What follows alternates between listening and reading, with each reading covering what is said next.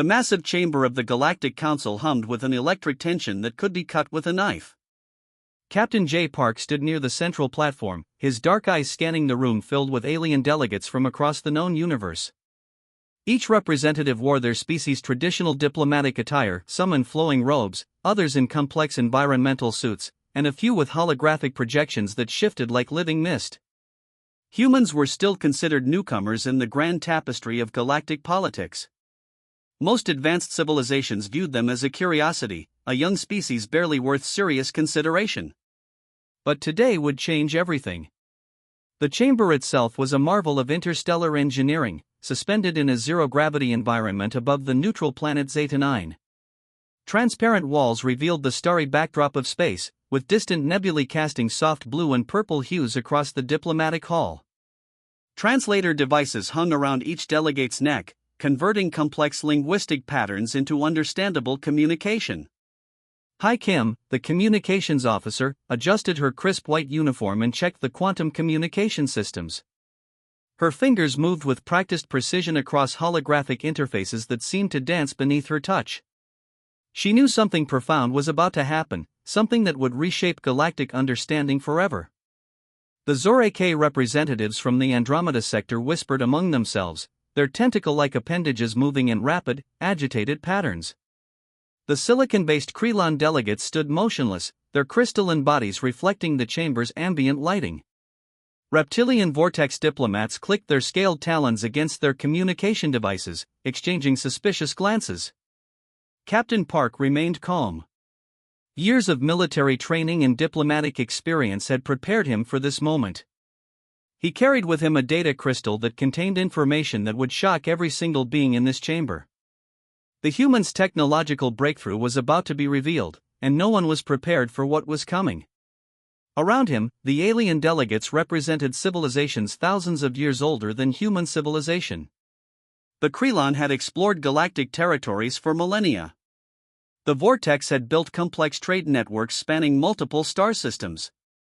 Yet, they all looked at humans as a primitive, emerging species. A soft chime indicated the official start of the diplomatic session. The chamber's central holographic projector activated, displaying a three-dimensional star map that highlighted various galactic territories.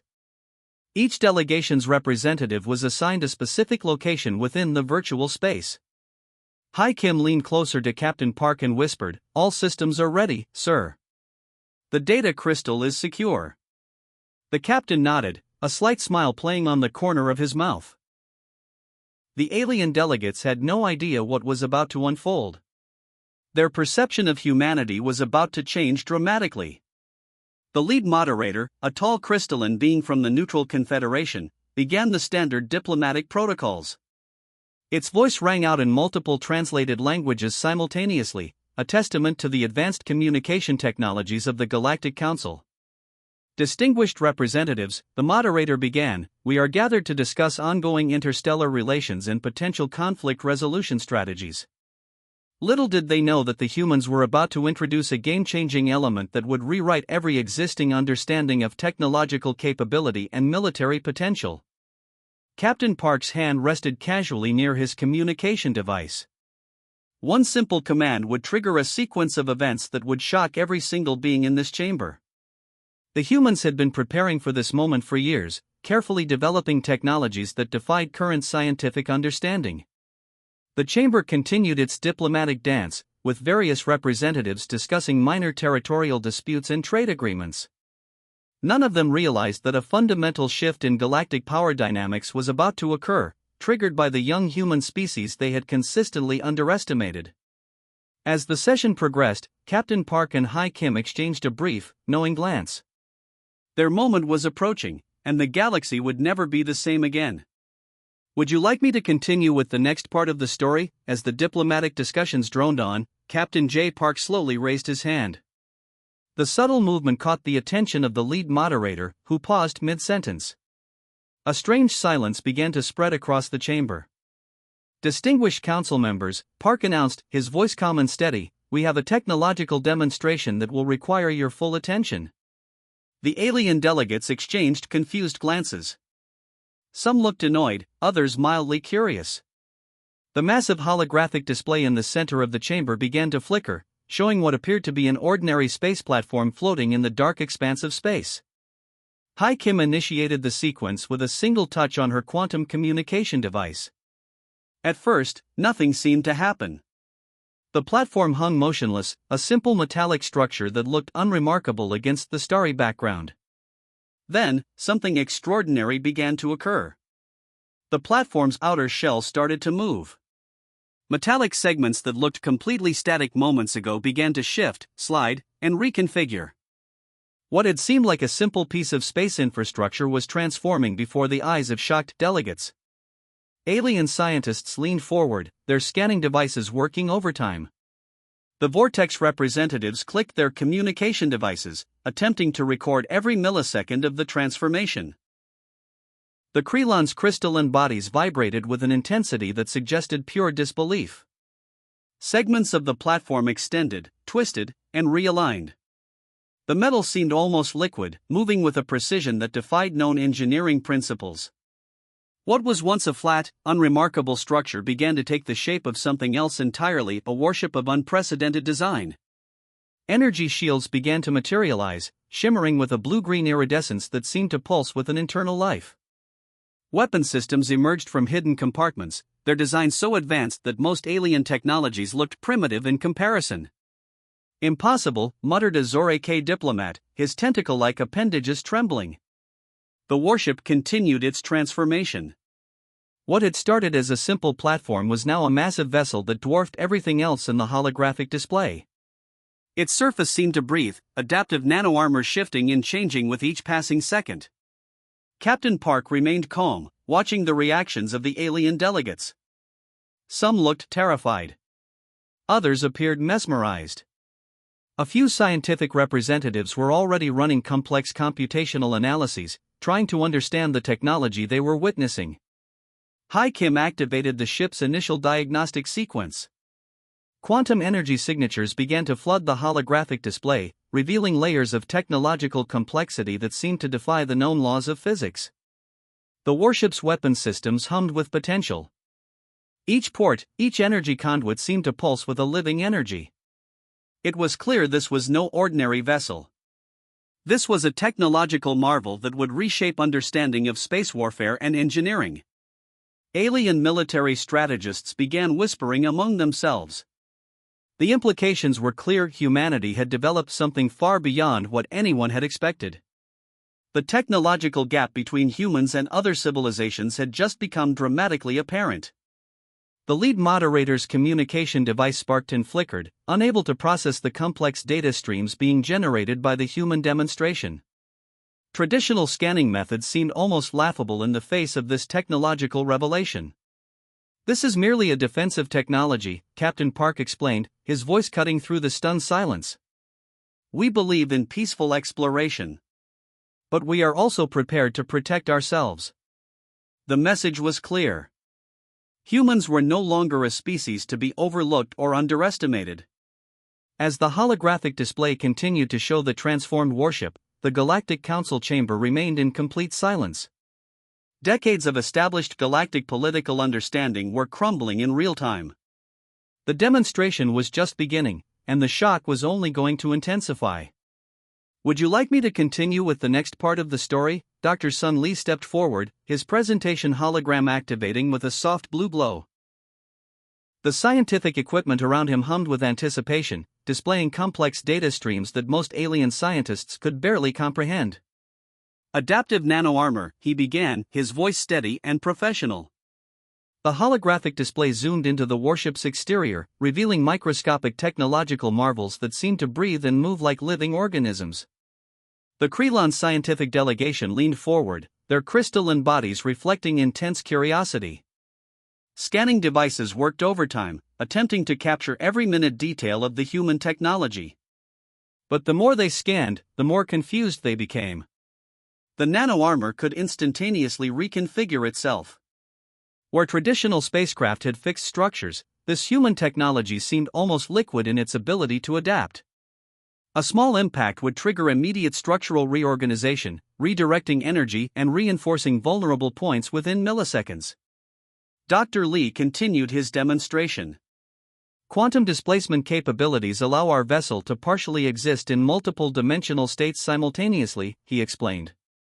The hologram showed the warship seemingly phasing through simulated weapon attacks, its structure becoming momentarily translucent before resolving back into solid form. Alien scientists began to whisper among themselves. Some looked excited. Others appeared terrified. The technological gap between human engineering and existing galactic technologies was becoming painfully apparent. Weapon systems defied traditional understanding.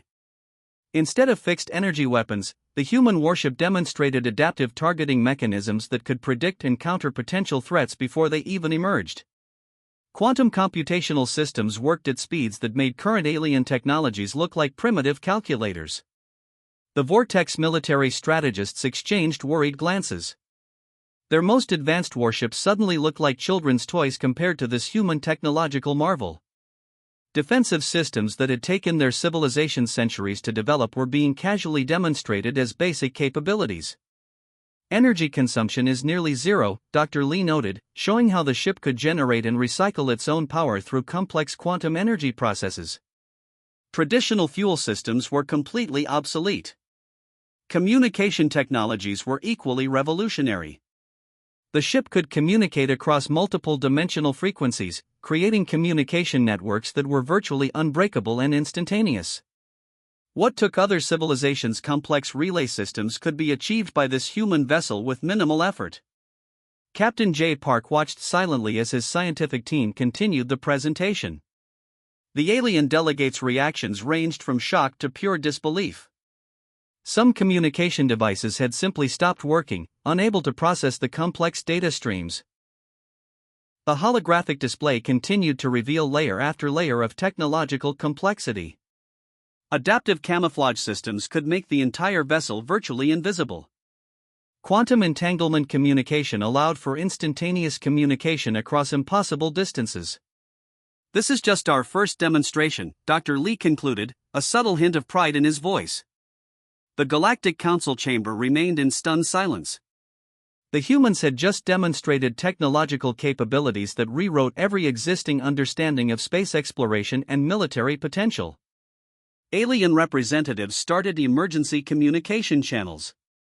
Emergency meetings were being called. The discovery of human technological capabilities would reshape galactic politics forever. Captain Park allowed himself a small smile. Years of secret research and development had led to this moment. Humanity was no longer just another emerging species. They were a technological force that would demand respect. The technological revelation was complete. The galaxy would never be the same again. Would you like me to continue with the next part of the story? The Galactic Council chamber erupted into chaos immediately after Dr. Sun Lee's presentation. Alien delegates began emergency communication protocols, their translation devices buzzing with frantic conversations. The Zorek representatives huddled together, their tentacle-like appendages moving rapidly in animated discussion. Their lead diplomat, a tall gray-skinned creature named Vex, slammed his communication device against the holographic interface.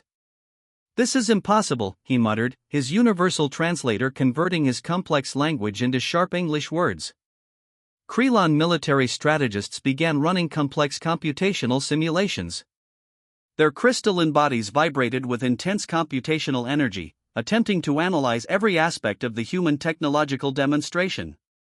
Each simulation revealed the same shocking conclusion: human technology was generations ahead of existing galactic capabilities. Captain J. Park stood calm and composed. He understood the political storm brewing around him. Humanity had just changed the entire galactic power dynamic with a single demonstration. Some alien civilizations demanded immediate restrictions on human technological development. The Vortex delegation proposed emergency protocols to limit human space exploration.